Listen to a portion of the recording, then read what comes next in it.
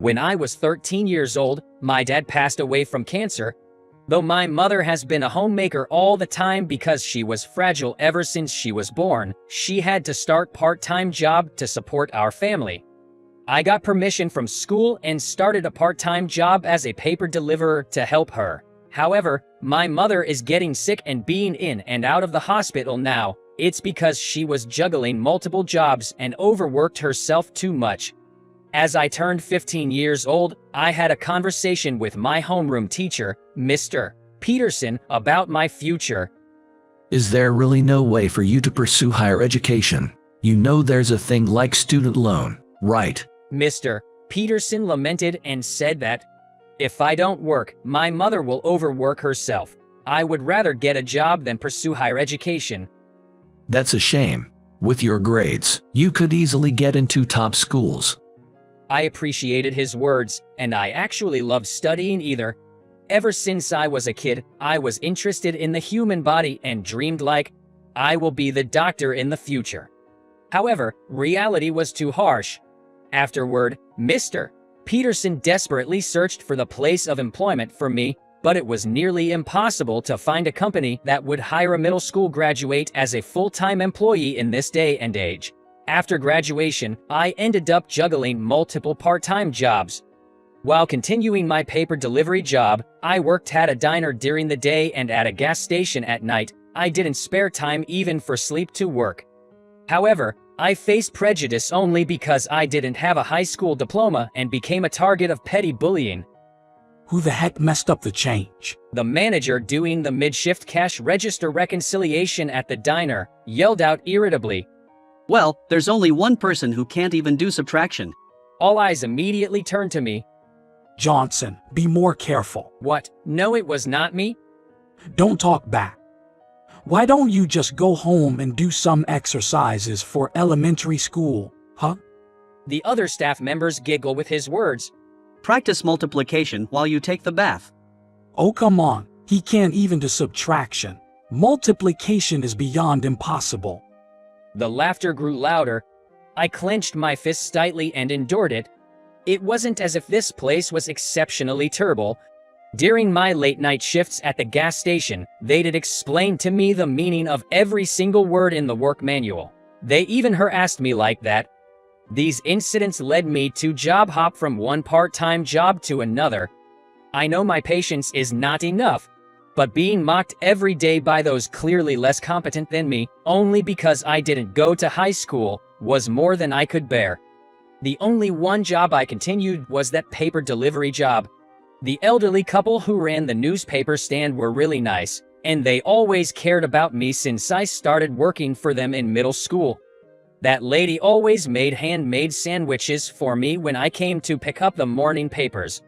Of course, I was grateful and happy, but a major reason why I continued this job was because Professor Harris from NYU ordered the evening paper delivery. It was kind of weird delivering newspaper to professor's office in the university, but it was happy more than anything for me. I had never met Professor Harris who ordered newspaper, but just being able to step foot in a university without hesitation was like a miracle to me. It's a renowned university with a medical faculty, where lectures are given in various classrooms. Due to the season, all the windows and doors were left open, allowing me to discreetly watch any lecture. Among them, there was one professor whose lectures I really liked and really easy to understand even for a novice like me. Every time I delivered the evening paper, sneaking peeks into classrooms was the only thing that gave me a reason to live. I would spend my time like this until the very last moment before my night shift starts, then quickly hop on my bicycle. Most of the students walking around campus were wearing a lab coat, and they all have a hopeful look. It was so bright and made me feel sad at the same time. But there was nothing I could do about reality. All I could do now was going to the library with the knowledge I secretly got and relearn it until I was satisfied. I knew it was just for my own satisfaction, but if I didn't at least try to improve myself by expanding knowledge, I was afraid I would truly become the trash like I was treated by them. Then one day, something happened. While on my way back to the newspaper stand after morning delivery, I heard a small child crying. Looked around to see what it was, and then I found a girl who is about 3 years old. She was standing just before the crosswalk and crying like, "Mom, Mom." As I approached, I could see a woman, heavily pregnant, panting and sitting on the sidewalk, appearing to be in discomfort. I contemplated going over to help, but the thought of my plans afterward left me unsure. I was due to start my new part-time job today. I didn't want to know what they would say if I was late even on the first day. There were plenty of people around that woman. Someone will step in, right? That's what I thought as I was about to walk away. But I stopped in my tracks when I heard a little girl screaming, "Mommy's going to die." The people around her look like they feel bad about it, yet nobody paused to help. It was the peak of the morning rush hour, after all. Everyone must be thinking the same as me. Damn it, what am I doing? I blamed myself internally, stopping my bike and approaching that woman. "Hey, are you okay? Are you feeling unwell?" Yes, it feels like my head is splitting. She managed to say that, and then she's bowing her head and covering her mouth with a towel. A headache. If I remember correctly, I've read somewhere that the woman who is pregnant can have headaches due to a sudden rise in blood pressure. I quickly looked at the woman's feet. Thankfully, there was no blood. Could you call a taxi for me? A taxi? Yes, I need to go to my regular op/GYN. I don't think that's a good idea. If you have a headache from a sudden increase in blood pressure, it's a dangerous situation for both of you and the baby. I'll call ambulance immediately. I took out my phone. But my water hasn't broken yet. It's not an emergency. Not good to call an ambulance, She said, gasping for breath. The little girl who was crying nearby asked me, "Is Mommy okay?" "Mommy's not going to die, is she?" "It's all right. We're going to see a doctor right away." "Okay, what's your name?" I asked as gently and calmly as I could. Sophie? Sophie Harris. "Okay, Sophie. I'm going to call the ambulance. Can you place this under your mom's bottom?" I told her like that and took off my jacket. The woman started to say something, but I shook my head. Sophie took my jacket. I quickly dialed 911 and told them the address on a nearby pole. "They're coming right away. Don't move, just stay as you are and lean on me, okay?" I gently tilted her body towards me, trying to make her as comfortable as possible. Then, one woman said, "Here, you can use this if you want." She draped a blanket over her belly. "Oh, thank you so much." I was happy and I smiled at that woman without thinking. It is because I was so frustrated with everyone ignoring this situation. She was wearing a high school uniform. It's fine. It's just something I was using during class. It's pretty worn out. You can just throw it away after this. After saying that, this girl was going to leave, but she stopped, turned back and said, "You know, you're amazing. I feel kind of ashamed of myself." Then she left with a small smile. I was taken aback by her sudden words, but I was happy. Then, I heard the sound of sirens in the distance. I got into the ambulance together when it arrived, and I held Sophie's hand the entire way. When we arrived at the hospital, that woman was taken to the treatment room. A nurse asked me, "Are you a family member?" And I replied, "No, I was just passing by." Then Sophie shouted, "This man helped my mom." That's right. You're in good hands with this kind gentleman here. Now, let me contact your father. Then Sophie shaking her head and replied, "Daddy is working far away. That's why I'm always with my grandpa." The nurse nodded and turned to me. "The woman is Ms. Mackenzie Harris. I'll try to contact her father. I'm sorry to ask this, but could you take care of Sophie until then? The part-time job came into my head, but it's already late anyway." I nodded in agreement, sure. So I waited for her father to come down here. I wondered if she was okay. Though worried, there was nothing more I could do. I tried to distract Sophie with some small talk while we waited for the treatment of her to finish. "Excuse me, are you the one who helped my daughter?" Looking in the direction of the voice, I saw a man who is wearing suits and about like 50s. Grandpa. Sophie exclaimed and ran to that man. He caught her in a comforting embrace, then turned to me and bowing his head. "Thank you so much. You calling the ambulance probably saved her life." Looking at me, the man seemed to recognize me. Wait a second. he said with a puzzled expression. I also felt like I had seen him somewhere before, so I look at his face. She is out of danger now. I just spoke to Miss Mackenzie. She told me that you responded very effectively. Are you by any chance a medical student? I blushed at his question. No, not at all. I just read some books, that's all. I didn't even graduate from high school and work part-time jobs. Then that man sat next to me and smiling. Don't be so modest. I have no students who listen to my lectures as attentively as you do. You are truly a med student. Upon hearing this, I exclaimed, oh, this man was the professor who gave the lectures I always secretly listened to. Did you know I was listening? That's embarrassing. I couldn't raise my head. I worried that he thought my knowledge was childish. I didn't notice. A student as enthusiastic as you is rare these days. I was deeply moved. I thought you were a student from another school.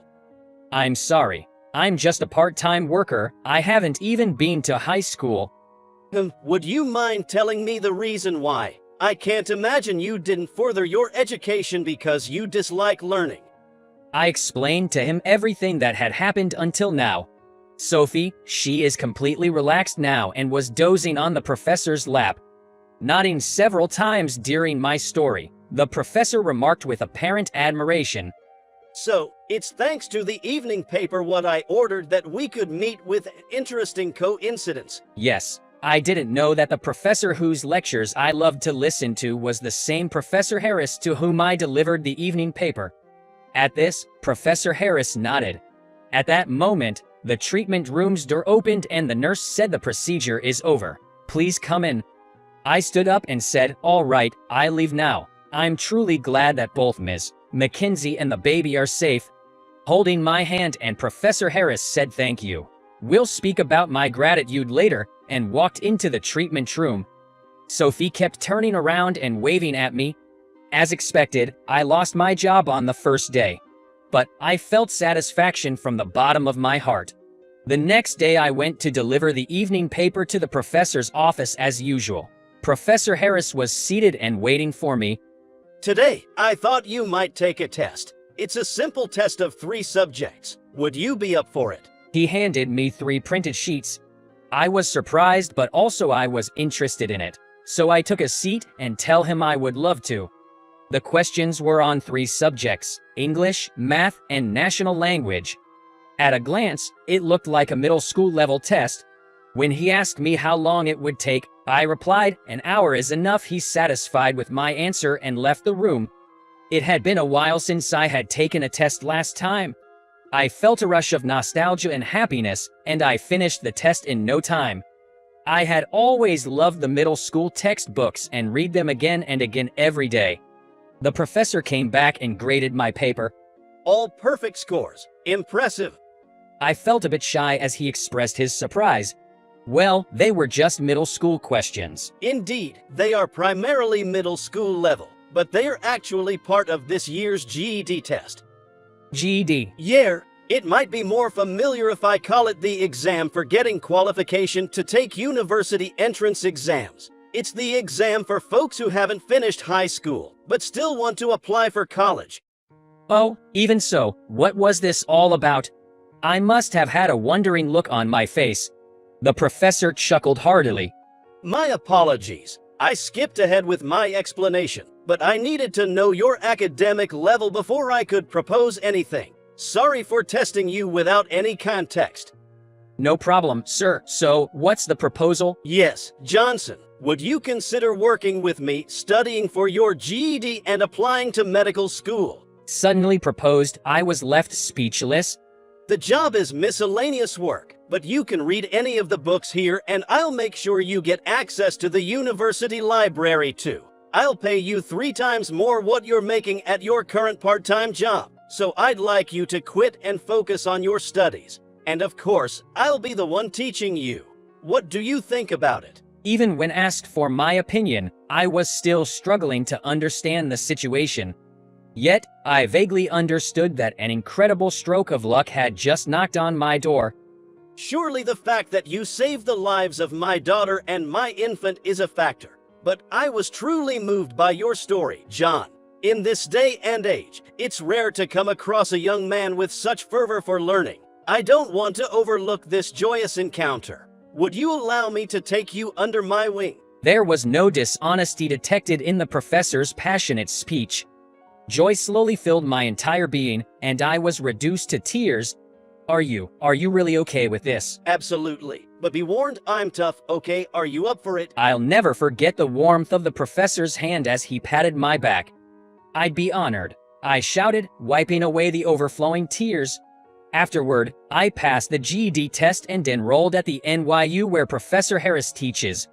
Incredibly, as the top performer in the test, I was granted a full scholarship under the university's special merit-based program.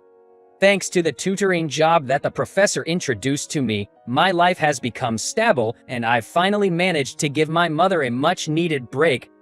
It felt dreamlike, given the miraculous sequence of events. Walking around campus in my white coat, I wonder if I'm shining brightly toward the future, just like the students I used to look up to. Hey, Johnson, over here. The one waving and shouting was Kathy, studying in the nursing department. There was one more unbelievable miracle. The high school girl who had lent a blanket to Ms. Mackenzie, inspired by that incident, chose to pursue a career in healthcare, and here we've bumped into each other again. As Kathy and I walk side by side, we discuss the future of healthcare. If you don't give up, opportunities will always come. I too aspire to be someone who can save lives, just like Professor Harris.